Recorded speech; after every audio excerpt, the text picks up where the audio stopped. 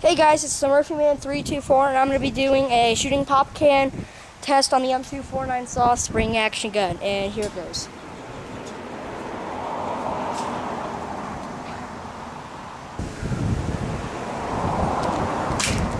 Whoa! Whoa! Oh my god! They're gone. Where'd you put the duct tape?